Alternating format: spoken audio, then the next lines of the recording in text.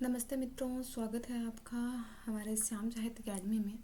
और मित्रों, जैसा कि आप जानते हैं, आपने स्लाइड पे देखा है कि हम तुलसीदास के बारे में अन्य विद्वान क्या कुछ कहते हैं उनको हम याद करने वाले हैं।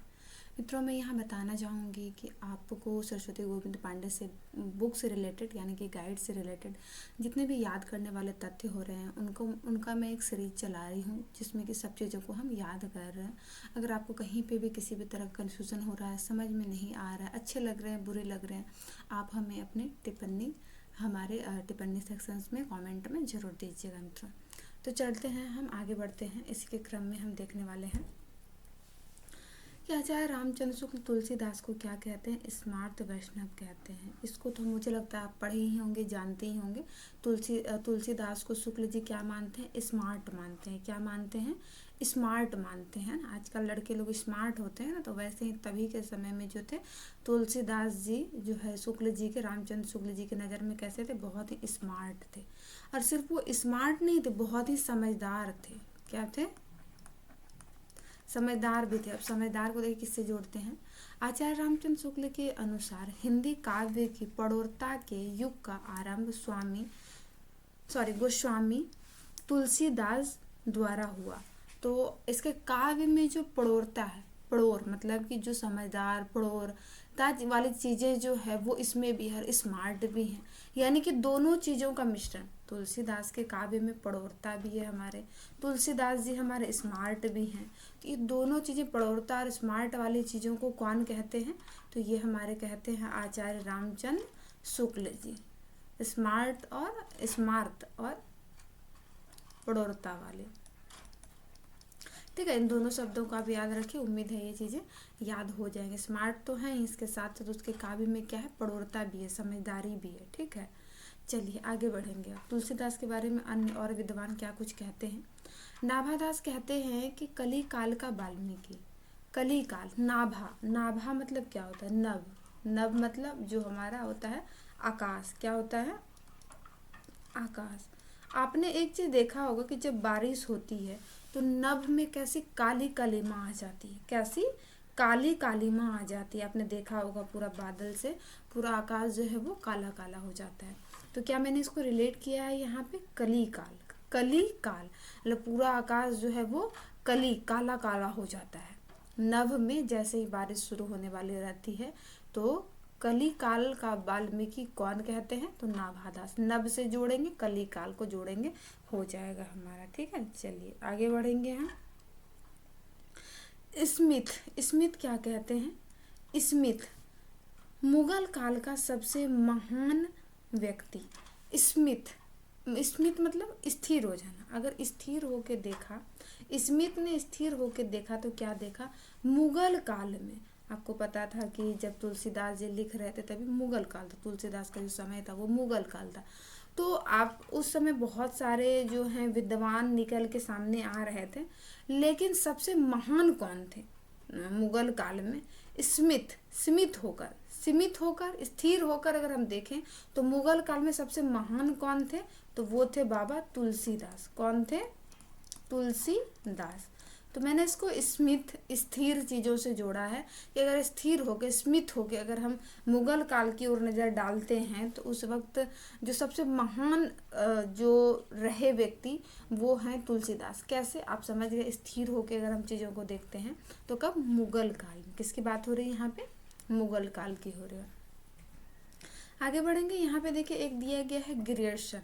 ग्रियर्सन की बात करेंगे तो ये कहते हैं कि बुद्ध देव के बाद सबसे बड़ा लोकनायक कौन है? तो वो है बाबा तुलसीदास। तो बुद्ध देव के बाद ग्रियर्सन जैसे ही हमारे भारत में आए तो उन्होंने तुलसीदास को देखा तो ग्रियर्सन गिर गए। जब गिर गए कहाँ पे? तुलसीदास के चरणों पर। कहाँ गिरे ग्रियर्सन? गिर गए कहाँ? तुलसीदास के चरणों पर ग्रियर्सन गिर गए। और क्या कहते हैं कि बुद्ध देव के बाद जो है सबसे बड़ा लोकनायक स्वामी जी आप ही हैं। किसको बोल रहे हैं? तुलसीदास को। ग्रियर्सन जब हमारे भारत आए, जब ग्रियर्सन भारत आए तो ये क्या हुए? ये गिर गए। क्या हुए? ये गिर गए। जब ये गिर गए तो ये बोल रहे हैं तुलसीदास से कि बुद्ध देव के पास, क्योंकि देखिए बुद्ध तो अब रहे नहीं, तो बुद्ध देव के बाद सबसे बड़ा लोक नायक कौन रहा? तो वो रहे हमारे तुलसी बाबा। ठीक है, तो ये इस तरह करके आप इसको रिलेट कर सकते हैं। आगे देखिए, ये एक संस्कृत वाला श्लोक है जो कि मधुसूदन सरस्वती जी का है, इसको आप देख लीजिएगा। आगे हम बढ़ेंगे। रामचंद्र शुक्ल जी क्या कहते हैं, इनकी वाणी की पहुंच मनुष्य के सारे भावों व्यवहारों तक है। एक ओर तो वह व्यक्तिगत साधना के मार्ग में विराग पूर्ण शुद्ध भगवत भजन का उपदेश करती है, दूसरी ओर लोक पक्ष में आकर पारिवारिक और सामाजिक कर्तव्यों का सौंदर्य दिखाकर मुग्ध करती है। अब देखिए यहाँ पे क्या है, पहले तो ये राम जी से भी आप इसको जोड़ेंगे तो हो जाएगा, लेकिन राम जी के बारे में ये सारा चीज कौन लिख रहे हैं मान के चलिए, तो ये लिख रहे हैं तुलसीदास जी। कौन लिख रहे हैं? तुलसीदास जी। कैसे इसको रिलेट करते हैं? दूसरी ओर लोक पक्ष में आकर पारिवारिक सामाजिक कर्तव्यों, अब जानते हैं तुलसी राम जी जो हैं वो अपने परिवार को लेकर, अपने समाज को लेकर अपने कर्तव्य, उन्होंने ऐसे ऐसे अपने कर्तव्य को इस तरह से दिखाया है कि लोग उस पर मुग्ध हो जाते हैं। कैसे? देखिए, उनके परिवार को, वो उनके परिवार में बोला गया कि तुम वनवास चले जाओ, वो चले गए। समाज के प्रति बोला गया कि मतलब उनकी धर्म पत्नी सीता मैया ऐसी है तो वो उनको वन भेज देते हैं। तो इस तरह करके ये कहते हैं। तो ये चीज़ें रामचंद्र शुक्ल किसके बारे में कह रहे हैं? तो आप जानते हैं कि तुलसीदास के बारे में, क्योंकि तुलसीदास ने इन सब के बारे में बहुत लिखा भी है। आप थोड़ा सा चीज़ों को समझिए, देखिए पूरा क्या बोल रहा है। एक बार मैं फिर रिपीट कर दूं। रामचंद्र शुक्ल जी कहते हैं इनकी वाणी की पहुंच मनुष्य के सारे भावों व्यवहारों तक है, मतलब सभी भाव सभी व्यवहारों में। एक ओर तो वह व्यक्तिगत साधना के मार्ग में विरागपूर्ण शुद्ध भगवत भजन का उपदेश करती है, दूसरी ओर भगवत भजन कौन करता है? तुलसीदास जी करते हैं ना। दूसरी ओर लोक पक्ष में आकर पारिवारिक और सामाजिक कर्तव्यों का सौंदर्य दिखाकर मुग्ध करती है। तो किसके बारे में बात हो रही? तुलसीदास। अब इतना बड़ा कोटेशन आएगा इस तरह का, समाज परिवार इन सारी चीज़ों से जोड़ के, तो आप ऐसे भी समझ लीजिएगा कि ये तुलसीदास जी का है। और अगर नहीं समझ में आता, आपको याद रखना है परिवार को लेकर राम जी ने जो है अपना घर छोड़ा था, फिर समाज को लेकर भी उन्होंने सीता मैया का त्याग किया था। तो ये सब चीज़ कौन लिख रहा है? रामचंद्र शुक्ल के बारे में कौन लिख रहा है? रामचंद्र जी के बारे में कौन लिख रहा है? तो तुलसीदास लिख रहे हैं। इसका सही हो जाएगा क्या? ये सब रामचंद्र शुक्ल तुलसीदास के संबंध में कहते हैं। दोनों चीज़ों को आप रिलेट कर सकते हैं। आगे है, ये वाला तो आपने ऊपर भी देखा है कि यह एक कवि हिंदी को पड़ोर साहित्यिक भाषा सिद्ध करने के लिए काफ़ी है। तो पड़ोरता वाली बात तो कौन कह रहे हैं? शुक्ल जी कह रहे हैं। रामचंद्र शुक्ल का फिर है, तुलसीदास उत्तरी भारत की समग्र जनता के हृदय मंदिर में पूर्ण प्रेम प्रतिष्ठा के साथ विराजमान है। अब बताइए, यहाँ पे तुलसीदास की बात हो रही है। किसकी हो रही है? तुलसीदास।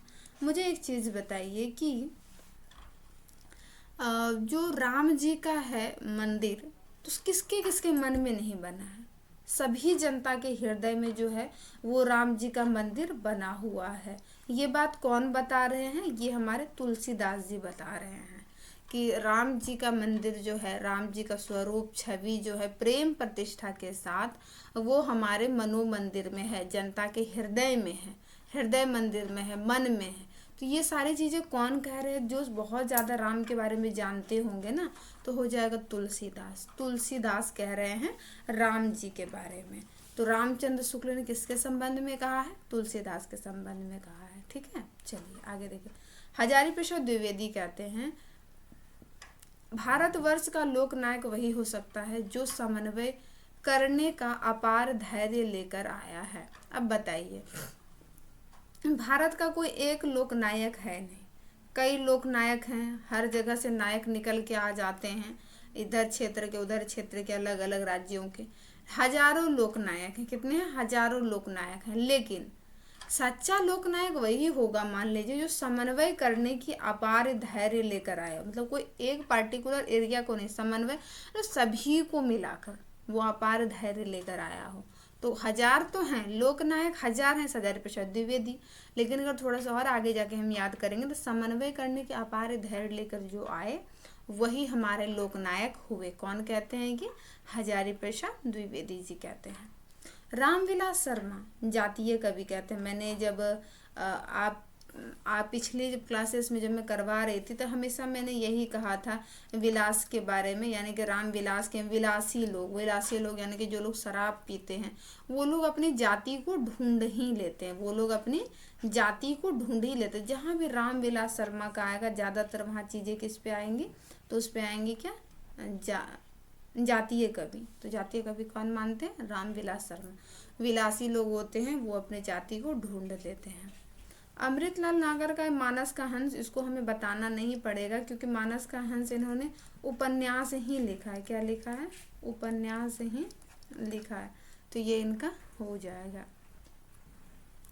आगे बढ़ेंगे हम। ये मैंने पिछली क्लासेस में करवाया है, आपने अगर नहीं देखा है तो चैनल के प्लेलिस्ट में जाके कर लीजिएगा कि तुलसीदास के गुरु परंपरा के बारे में मैंने इसको याद करवाया हुआ था। चलिए आगे बढ़ेंगे। ये वाला पंक्ति आपको पता ही होगा कि रत्नावली ने निम्न कथन तुलसीदास के वैराग्य धारण करने में सुनाया था कि लाज न लागत आपको दोहरे आयु हूँ साथ, धिक धिक ऐसे प्रेम को कहाँ कहो मैं नाथ, अस्थि चर में देह मम तामे जैसी प्रीति, तैसी जो श्री राम होती न होत भव भीति।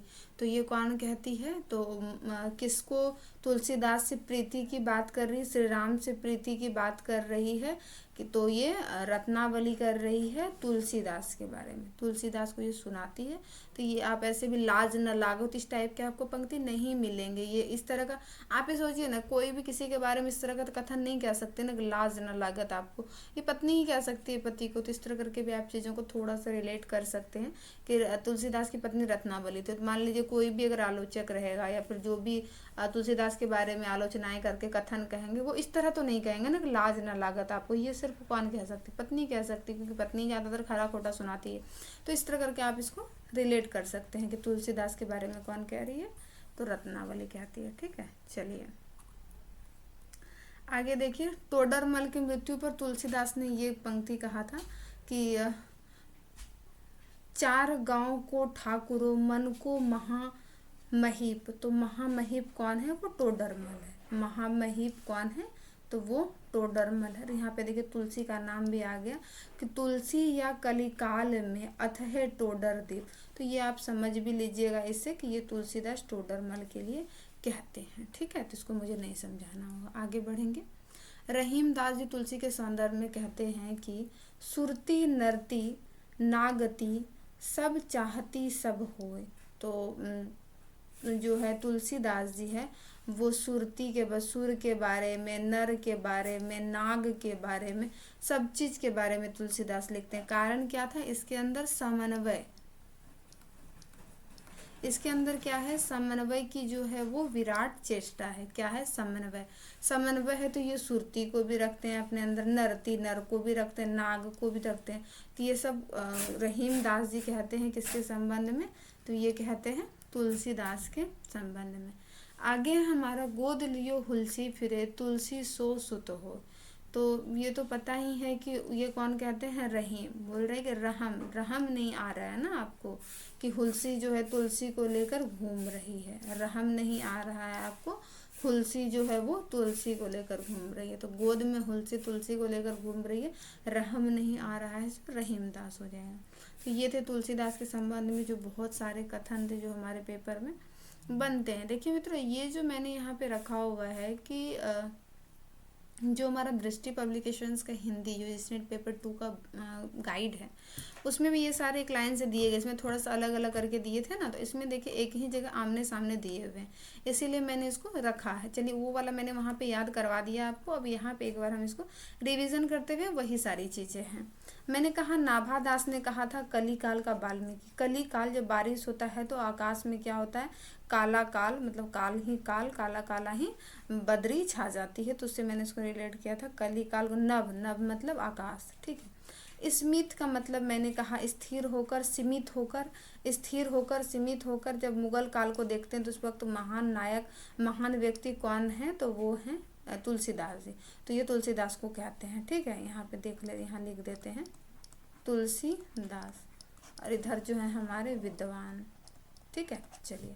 गिरियर्सन जी जब हमारे भारत में आए तो तुलसीदास को देख के गिर गए। तुलसीदास को देख के गिर गए तो ये कहते हैं तुलसीदास के सामने कि स्वामी, बुद्ध देव के बाद सबसे बड़ा लोकनायक आप ही हैं स्वामी। तो सबसे बड़ा लोकनायक गिरियर्सन ने माना है। ये मधुसूदन सरस्वती का ये जो है आपका हो जाएगा श्लोक दिया गया है। ठीक है, शुक्ल जी का देखिए यहाँ पे भी दिया है कि इनकी वाणी की पहुँच मनुष्य के सारे भावों व्यवहारों तक है। तो ये ऐसे भी पता है कि तुलसीदास की जो रचना है अभी भी हमारे भाव, हमारे व्यवहारों में होकर गुजरती है। तो राम और तुलसी से जोड़ लीजिए और ये किससे हो जाएगा, राम जी ने तुलसीदास के बारे में कहा। तुलसीदास जी उत्तर भारत की समग्र जनता की हृदय मंदिर में पूर्ण प्रेम प्रतिष्ठा के साथ विराजमान है। तो मैंने बताया कि अभी भी हम लोगों के हृदय मंदिर में कौन विराजमान है, तो वो राम जी विराजमान है। ये जी तुलसीदास जी भी बताते हैं। चलिए, इस तरह करके इसको याद किया था। आगे याद करवाया था कि हिंदी काव्य की सब प्रकार की रचना शैली के ऊपर गोस्वामी तुलसीदास ने अपना ऊंचा स्थान प्रतिष्ठित किया। यह उच्चता और किसी को प्राप्त नहीं है। तो ये चीज़ तो हम लोग भी जानते हैं कि तुलसीदास ने जो उच्चता स्थान प्राप्त किया है वो राम के संबंध में अब तक में तो किसी को नहीं मिला है। ये चीज़ सामान्य सी बात है कि जो चीज़ें तुलसीदास को मिली है राम से, जो उनका ये है, वो अब तक में तो किसी को सही मायने में भी नहीं मिली। सबसे ऊंचा स्थान जो है वो तुलसीदास जी का है, ये शुक्ल बाबा कहते हैं। तो राम जी के बारे में तो रामचंद्र शुक्ल हो गए। ठीक है, उम्मीद है ये याद हुए होंगे। आगे बढ़ेंगे हम, आगे बढ़ेंगे। यहाँ पे हजारी प्रसाद द्विवेदी। मैंने पहले ही कहा भारतवर्ष का लोकनायक वही हो सकता है जो समन्वय की अपार धैर्य लेकर आया हो।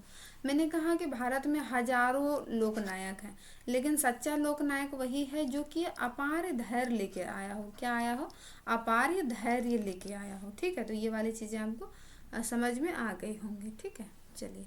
तुलसीदास का सारा काव्य समन्वय की विराट चेष्टा है। तो ये हो गया कि सबको समन्वित करने की बात कौन करते हैं, हमारे तुलसीदास जी करते हैं। रामविलास शर्मा के बारे में मैंने पहले ही कहा, ये जाति पाति की बात करते हैं। विलासी लोग अपने जाति के लोगों को ढूंढ ही लेते हैं। विलासी लोग, शराबी लोग, जो भी माने हैं, ये जातीय कवि कहते हैं।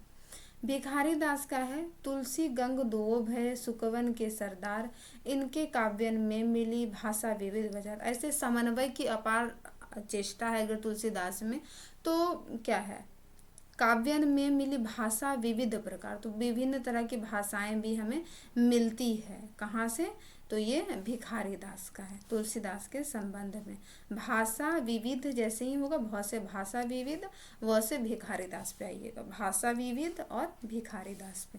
तो ये इसका हो जाएगा। फिर से मैं रिपीट कर दे रही हूँ, ये भिखारी दास का सरस्वती गोविंद पांडे में नहीं दिया गया था कि तुलसी गंग दूहो भय सुकवन को सरदार। पता है तुलसीदास सुकवि हैं, सुकवि के सरदार हैं वो। ठीक है, इनके काव्यन में मिले भाषा विविध। तो पता है कि इसमें भाषा, बहुत सारी भाषा मिलती है तुलसीदास में। तो ये चीज़ें भाषा विविध है, तो बहुत से ही हम अक्षरों में अक्षर को मिला लेंगे तो भिखारी दास का हो जाएगा, भाषा भिखारी दास का हो जाएगा। ठीक है।